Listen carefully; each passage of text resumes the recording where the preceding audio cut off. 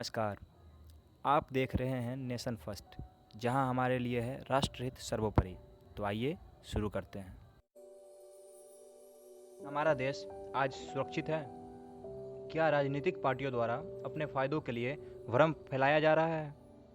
क्या अब हमारा देश हिंदू मुस्लिम के बाद सवर्ण और दलित के नाम पर भी लड़ेगा? आज राष्ट्रहित सर्वोपरि में हम इन्हीं सब बातों पर आपके साथ चर्चा करेंगे कि आखिर हमारा प्यारा देश भारत किस ओर जा रहा है। SC/ST एक्ट है क्या? क्या सवर्णों और दलितों का विरोध किसी राजनीतिक पार्टियों द्वारा प्रायोजित है या ये उनके खुद के विरोधाभास के स्वर हैं? इन बातों पर चर्चा करने से पहले चलिए देखते हैं 2 अप्रैल के दिन हुए भारत बंद का एक नज़ारा।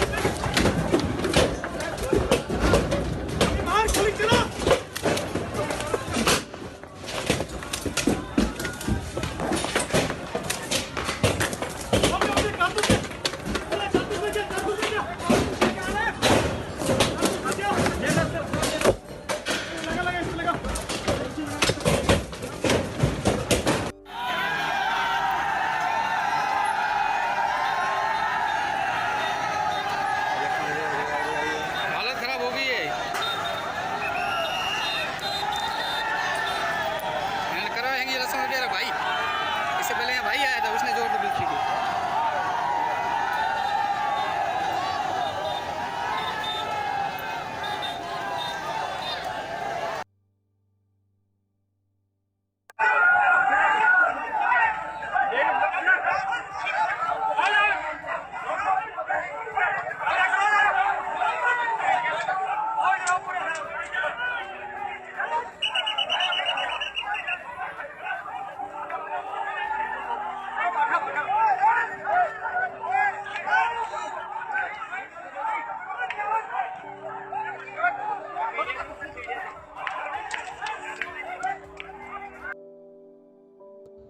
आपने देखा कि 2 अप्रैल का भारत बंद किस तरह से हिंसक रहा। उसके बाद पुनः सवर्णों द्वारा 6 सितंबर को भारत बंद किया गया। अब हम जानने का प्रयास करेंगे कि बार बार हमारे प्यारे देश भारत के विकास की ओर बढ़ते हुए कदम को भारत बंद का नाम देकर क्यों खींचा जा रहा है।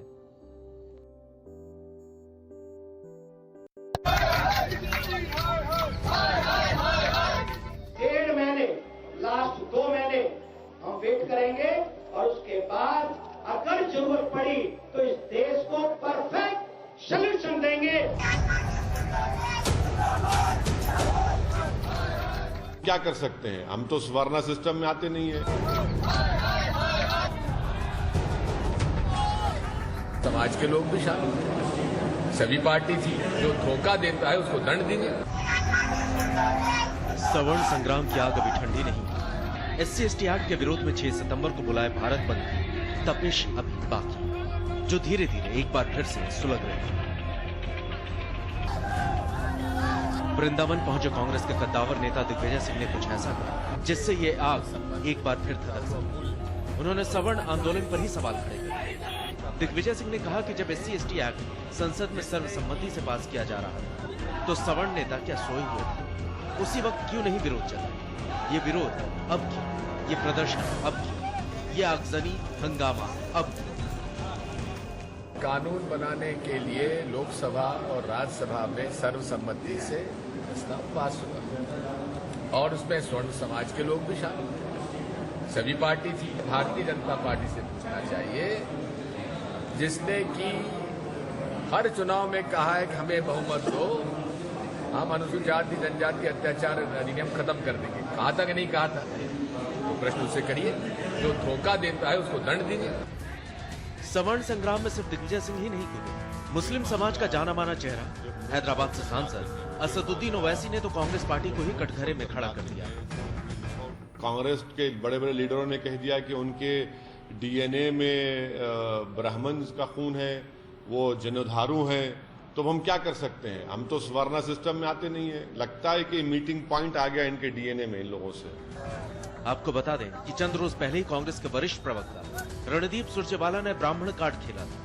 हरियाणा के कुरुक्षेत्र में ब्राह्मण समाज को संबोधित करते हुए कहा था कि कांग्रेसियों के खून और डीएनए में ही ब्राह्मण है। आज कुरुक्षेत्र में इसी बड़े मुद्दे पर होगी बड़ी बहस कि आखिरकार कब तक हिंदुस्तान में सवर्ण वर्सेस दलित होता रहेगा, कब तक सियासी रोटियां चमकाने के लिए राजनेता जाति के नाम पर आर पार करते रहें।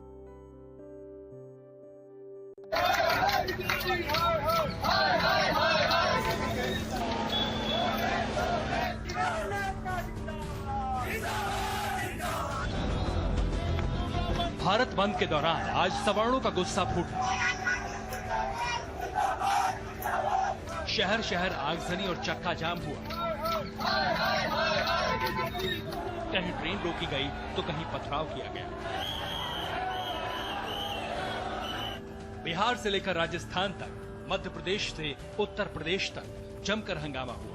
जिस बीजेपी को ब्राह्मण और बनियों की पार्टी कहकर विपक्ष हमेशा हमलावर रहा करता था, आज उसी पार्टी के खिलाफ वही अगड़ी जातियां आग उगल रही थी, सड़कें जाम कर रही थी, रेल सेवा रोक रही थी, हाथों में चूड़ियां लेकर सरकार को आंख दिखा रही थी। ये प्रदर्शन, ये आगजनी, ये हंगामा, सब कुछ सिर्फ इसलिए क्योंकि संसद के जरिए मोदी सरकार ने सुप्रीम कोर्ट के फैसले को ही पलट दिया। सोचा था कि SC/ST वाले इससे खुश होंगे, लेकिन कभी ये नहीं सोचा था कि मुसीबत सवर्णों के जरिए इतनी बढ़ जाएगी। राजस्थान के 12 से लेकर पटना तक सवर्ण सड़क पर उतर आए। डैमेज कंट्रोल करना पड़ेगा, मीटिंग बुलानी पड़ेगी, अगड़ी जातियों को मनाने की कोशिश करनी पड़ जाएगी। सवर्णों के भारत बंद पर आज कई शहरों में सन्नाटा पसरा दिखा। दुकानें बंद रहीं, स्कूल कॉलेज बंद रहे, सड़कों पर दिखा सिर्फ प्रदर्शन और आगजनी। क्या है SC/ST एक्ट? अनुसूचित जातियों और अनुसूचित जनजातियों के लोगों पर होने वाले अत्याचार और उनके साथ होने वाले भेदभाव को रोकने के मकसद से अनुसूचित जाति और अनुसूचित जनजाति अत्याचार रोकथाम अधिनियम 1989 बनाया गया था। जम्मू कश्मीर को छोड़कर पूरे देश में इस एक्ट को लागू किया गया। इसके तहत इन लोगों को समाज में एक समान दर्जा दिलाने के लिए कई प्रावधान किए गए और इनकी हर संभव मदद के लिए जरूरी उपाय भी किए गए थे। इन पर होने वाले अपराधों की सुनवाई के लिए विशेष व्यवस्था की गई ताकि ये अपनी बात खुलकर रख सके। क्यों बनाया गया था ये SC/ST एक्ट? 1955 के protection of civil rights act के बावजूद सालों तक न तो छुआछूत का अंत हुआ और न ही दलितों पर अत्याचार रुका। कहने के लिए हमारा देश बहुत आगे बढ़ चुका है। यह एक तरह से SC और ST के साथ भारतीय राष्ट्र द्वारा किए गए समानता और स्वतंत्रता के बाद वादे का उल्लंघन हुआ। देश की 1/4 आबादी इन समुदायों से बनती है और आज़ादी के 3 दशक बाद भी उनकी आर्थिक और सामाजिक स्थिति तमाम मानकों पर बेहद खराब थी। और हम सब ये भली भांति जानते हैं कि यदि शरीर के एक अंग का विकास न हो तो शरीर का कभी विकास नहीं हो सकता। ऐसे में इन खामी को दूर करने के लिए और इन समुदायों को अन्य समुदायों के अत्याचारों से बचाने के लिए इस एक्ट को लाया गया।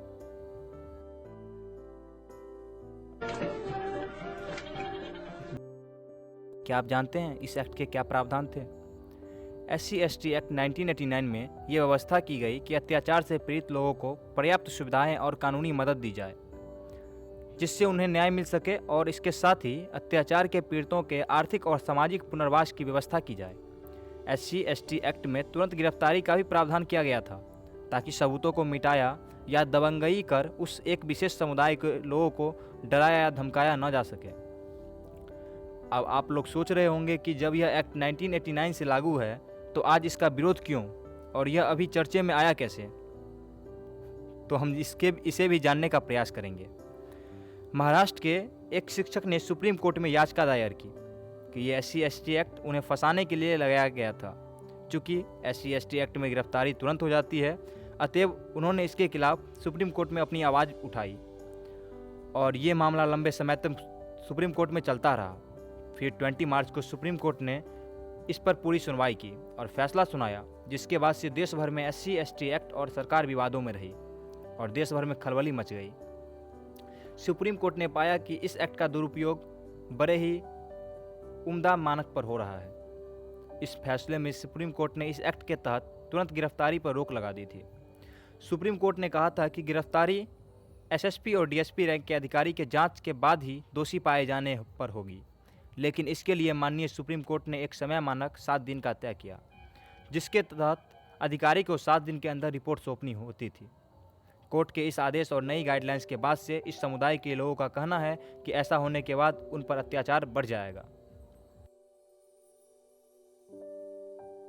इसके उपरांत 2 अप्रैल के भारत बंद में हुए हिंसा और विपक्षी पार्टियों द्वारा बनाए गए दबाव में आकर सरकार ने सुप्रीम कोर्ट के फैसले को पूरी तरह से पलट कर रख दिया और एक बिल लेकर आई, जो लोकसभा और राज्यसभा में ध्वनिमत से पारित हुआ, जिसके बाद से पूरे देश में सवर्ण समाज नाराज बताए जा रहे हैं।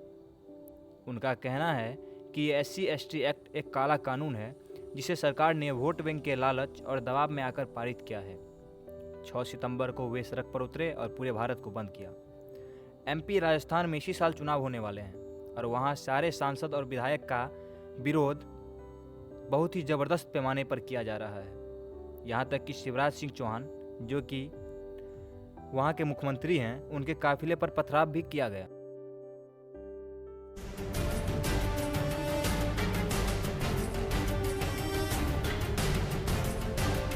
MP में SC/ST एक्ट को लेकर हो रहे विरोध प्रदर्शन ने बीजेपी की मुश्किलें बढ़ा दी हैं।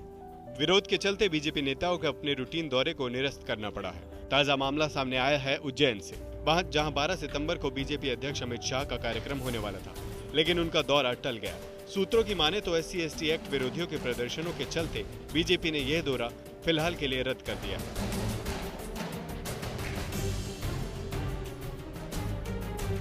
दरअसल SC/ST एक्ट के विरोधियों ने चेतावनी दी थी कि अगर SC/ST एक्ट को वापस नहीं लिया गया तो वे अमित शाह के दौरे का विरोध करेंगे। दरअसल SC/ST एक्ट के खिलाफ नाराजगी आजकल राज्य में बीजेपी के साथ ही कांग्रेस नेताओं को भी झेलनी पड़ी है। इस एक्ट का विरोध करने वालों के निशाने पर बीजेपी नेता ज्यादा हैं और यही वजह है कि बीजेपी सोच रही है कि जब तक इस एक्ट के खिलाफ माहौल गर्म है, तब तक राज्य में बड़े नेताओं के दौरे से बचा जाए। उज्जैन कुछ नेता राजनीतिक उल्लू सीधा करने के लिए अपनी रोटियां भी सेक रहे हैं। बीजेपी MP उदित राज का बयान भी देखिए। कुछ कांग्रेस के वरिष्ठ नेता दिग्विजय सिंह ने SC/ST एक्ट को लेकर अपने अपने हिसाब से बयान भी दिया है। असुद्दीन ओवैसी का ही बयान देख लीजिए। कुछ विधायक और सांसद अपनी पार्टी से नाराज होकर इस्तीफा भी दे चुके हैं और विरोध के स्वर को ऊपर उठा रहे हैं। तो कुछ सो कॉल्ड दलित नेता विवादास्पद बयान देकर अखंड भारत को तोड़ने का प्रयास भी कर रहे हैं। जिसे अनुसूचित जाति, जनजाति या पिछड़ा, अति पिछड़ा मंदिर में जाना छोड़ देगा, वो दिन हमारे जो ब्राह्मण भाई लोग वो भीख मांगेंगे। तो ये ठाकुर मुंह दिखाने लायक रोड पर नहीं आएंगे। वो बात फिर से सवर्ण समाज ने यह ऐलान किया है कि SC/ST एक्ट के विरोध में सवर्ण दिल्ली में हुंकार भरेंगे। SC/ST एक्ट को लेकर एक बार फिर से सवर्ण समाज ने केंद्र सरकार को घेरने की तैयारी पूरी कर ली है। सवर्ण समाज दिल्ली में केंद्र सरकार के खिलाफ हुंकार भरने जा रहे हैं। सवर्णों की तरफ से राजघाट पर धरना प्रदर्शन किया जाएगा। बताया गया है कि देश के कोने कोने से लाखों लोग इस प्रदर्शन में शामिल होंगे। अखिल भारतीय ब्राह्मण महासभा के राष्ट्रीय संयोजक ने इस बात की पुष्टि भी की है। आपने देखा कि किस तरह से हमारे देश में कभी धर्म के नाम पर, कभी जाति के नाम पर देश को तोड़ने की कोशिश होती आ रही है। हमारा प्यारा देश भारत आज जंजीरों में जकड़ा हुआ सा प्रतीत होता है। जातिवाद के नाम पर, भुखमरी के नाम पर क्या कोई नेता कभी विकास के नाम पर राजनीति कर पाता है? जब चुनाव आने वाले होते हैं तो वो बहुत सारे वादे करते हैं, लेकिन अपने समय आने पर वो सारे वादे भूल जाते हैं और फिर से हमारे देश में जातिवाद का जहर, धर्मवाद का जहर घोड़ने की कोशिश करते हैं। यहाँ देखने वाली बात यह है कि हम उनकी बातों में आ क्यों जाते हैं? क्या हमारा मस्तिष्क इतना कमज़ोर है? क्या हम उनकी बातों को समझ नहीं पाते? ऐसा बिल्कुल भी नहीं है। हम उनकी बातें समझते हैं, लेकिन इस चाहत में, इस घमंड में कि हमने अपनी जाति को लेकर ऊपर जाना है, हमने अपने धर्म को लेकर ऊपर जाना है, देश को भूल जाते हैं। लेकिन आप लोग इस बात को अवश्य जान लें, यदि देश है तो आप हो तब जाति है, तब समाज है। लेकिन यहाँ नेताओं को ये बात समझ में नहीं आती। उन्हें तो सिर्फ अपने वोट बैंक की राजनीति करने आती है।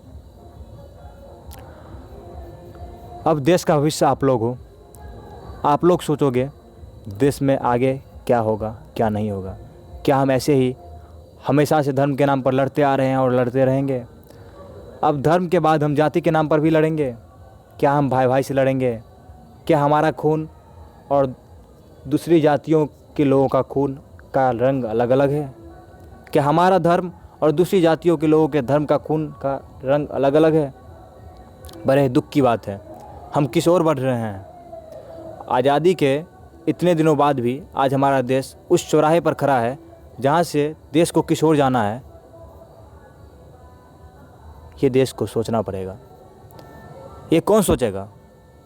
ये वो नेता सोचेंगे जो सिर्फ अपने वोट की चिंता करते हैं, या आप सोचेंगे जिन्हें सिर्फ अपने परिवार की चिंता होती है? सोचना तो हमें ही पड़ेगा। अब देखिए कौन सोचता है।